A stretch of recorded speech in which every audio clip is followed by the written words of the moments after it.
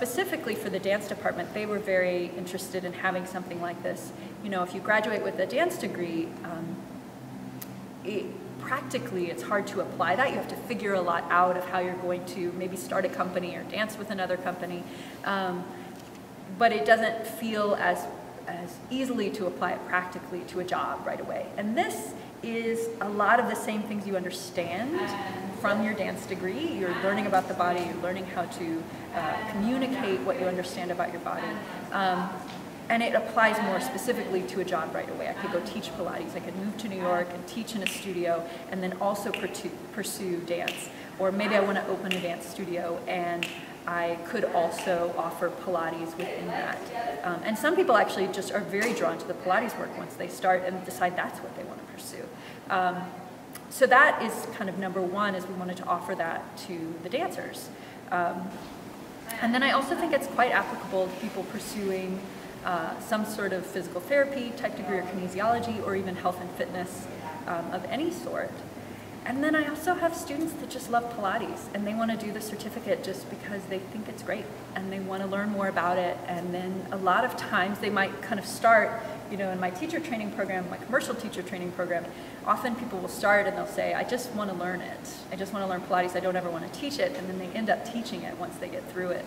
So yeah, I mean, I think it's just a really neat field if you're somebody who's very interested in the body, but maybe haven't quite found the right way to pursue that.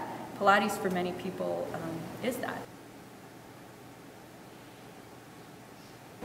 I'm really glad I took it because it obviously gets me my 12, but I'm looking back, I would take the class even if I had enough credits anyway, because it's just, this is my first day here and I literally just, I feel like it points out it really gets at the points of your body that aren't normally stressed in your daily activities. So sitting, you don't really focus on the slouching, and getting your correct posture is something that this class works on a lot, and I like that.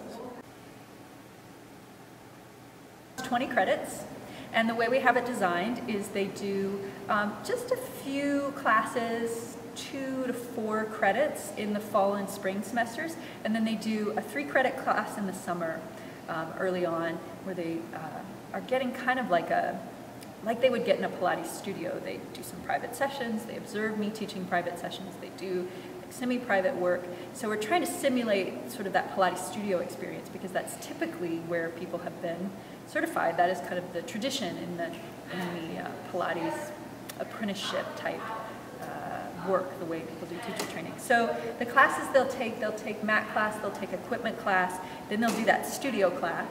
They'll do a teaching class where they teach some volunteer participants, some other students, and they learn to teach in like one-on-one sessions with people.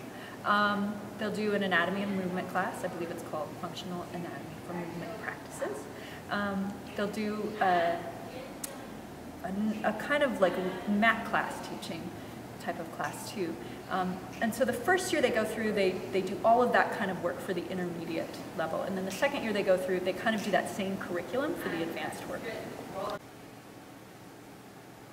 It's already approved and passed, but for the students that are declaring the certificate, they'll kind of generally effectively be working on it starting in the fall. Some of them are taking like the mat class this spring, but then we'll actually get them into more of the Pilates teaching methods and some things like that.